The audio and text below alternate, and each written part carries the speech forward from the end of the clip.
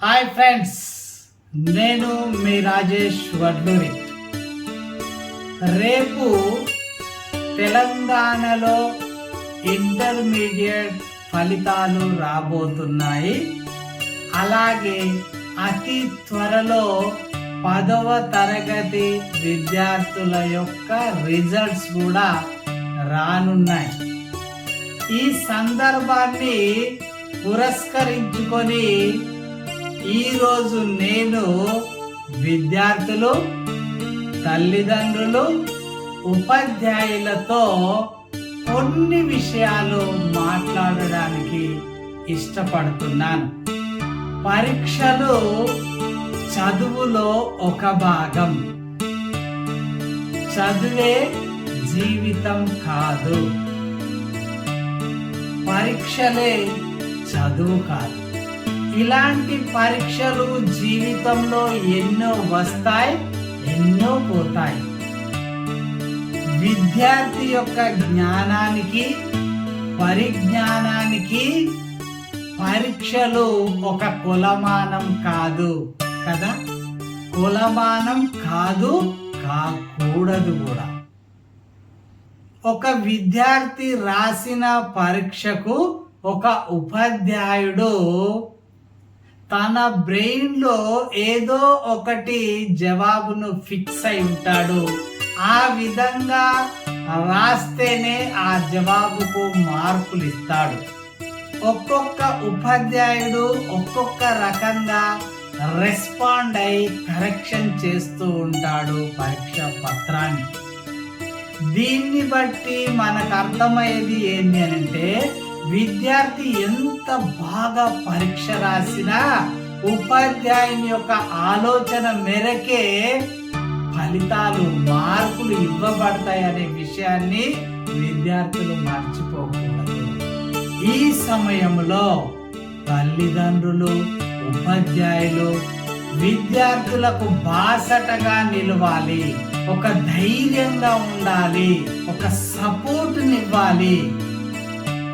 ఫలితాలు వచ్చినప్పుడు విద్యార్థులను ఒంటరిగా వెళ్లకుండా చూడాలి.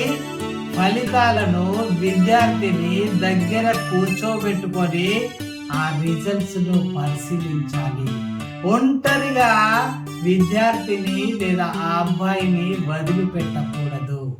ఫలితాలకు ముందు, రిజల్ట్స్ కు ముందు విద్యార్థులను మెంటల్ గా ప్రిపేర్ చేయాలి.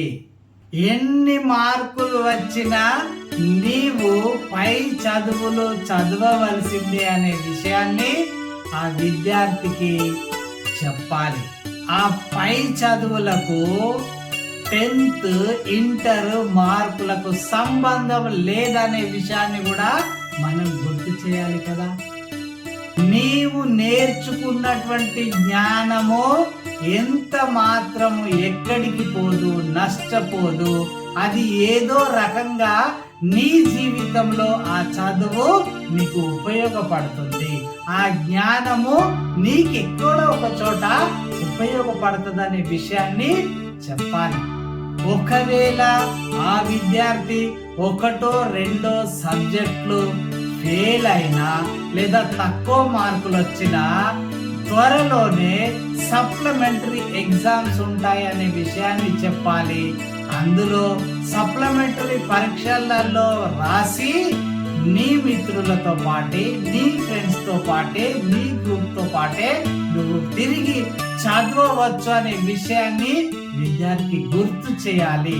ఒక పాజిటివ్ యాటిట్యూడ్ ను ఆ పిల్లగాడిలో కల్పించవలసిన అవసరం ప్రతి పేరెంట్ లో, ప్రతి ఉపాధ్యాయుల్లో ఉన్నదనే విషయాన్ని మర్చిపోకూడదు. గురువులకు నాదొక విజ్ఞాపన. మంచి మార్కులు వచ్చినటువంటి విద్యార్థి ఎలాగో సంతోషంలోనే ఉంటాడు కదా. కానీ తక్కువ మార్కులు వచ్చినటువంటి విద్యార్థి లేదా ఫెయిల్ అయిన విద్యార్థి చాలా బాధల్లో ఉంటాడు. కాబట్టి అలాంటి విద్యార్థిని విష్ చేయాలి, వీలైతే ఫోన్ చేయాలి, లేకపోతే వీలైతే భౌతికంగా కలిసే ప్రయత్నం చేయాలి, వాన్ని ఎంకరేజ్ చేయాలి. ఏదో పొరపాటున నీకు తక్కువ మార్కులు వచ్చాయి లేదా ఫెయిల్ అయ్యాయి, కానీ నువ్వు మంచిగా చదివే విద్యార్థివి, నువ్వు బాగా చదువుతావు, ఏ భయపడకు. రాబోయే 10 రోజులలో అడ్వాన్స్ సప్లిమెంటరీ పరీక్షలు ఉంటాయి, అందులో బాగా రాయి. దానికి నేను గైడ్ చేస్తాను, నీకు సపోర్ట్ చేస్తాను అని ఎంకరేజ్ చేయవలసిన బాధ్యత ఉపాధ్యాయులపై ఉంది కదా. చివరిగా విద్యార్థులకు ఒక విజ్ఞప్తి, జీవితానికి పరీక్షలు ఒక కొలమానం కాదు కదా. నీకు ఏ రంగంలో అయితే ఇష్టం ఉంటుందో ఆ రంగంలో నువ్వు ప్రయత్నం చేయి. విజయం నీ పాద క్రాంతం అవుతుంది, విజయం నీ చోటికి తిరిగి వస్తుంది. చదువే అన్నిటికీ ముఖ్యమని భావించకూడదు. 10th ఫెయిల్ అయినటువంటి సచిన్ టెండూల్కర్ ఇప్పుడు క్రికెట్ దిగ్గజంగా లేరా? ఫలితం ఏదైనా కావచ్చు డియర్ ఫ్రెండ్స్, డియర్ స్టూడెంట్స్, జ్ఞానం మాత్రం నీతోనే ఉంటుంది, నీలోనే ఉంటుంది అనే విషయాన్ని మర్చిపోకూడదు. 10 సార్లు వార్డ్ మెంబర్ గా ఫెయిల్ అయినటువంటి, వార్డ్ మెంబర్ గా ఎన్నిక కాలేనటువంటి అబ్రహాం లింకన్ అమెరికా దేశానికి అధ్యక్షుడయ్యాడు కదా. ఆయనని ఆదర్శంగా తీసుకో. ఆయన ఫెయిల్ అయితే బాధపడ్డాడా? వార్డ్ మెంబర్ గా ఎన్నిక కాకపోతే ఆలోచిస్తూ ఉన్నాడా? నేను ఎన్నిక కాలేదు కాబట్టి నేను చనిపోతానని బాధపడ్డాడా? అనవసరంగా తొందరపడితే జీవితాన్ని కోల్పోతాం. 10th ఇంటర్ ఫెయిల్ అయినంత మాత్రాన నీ జీవితం ఆగిపోదు. గుర్తుంచుకో, నీకు బంగారం లాంటి భవిష్యత్తు ఉన్నది. ఆ విషయాన్ని గుర్తుంచుకో, జ్ఞప్తికి తెచ్చుకో. దానికోసం శ్రమించు, దానికోసం జీవించు, దాంతో ఆనందించు.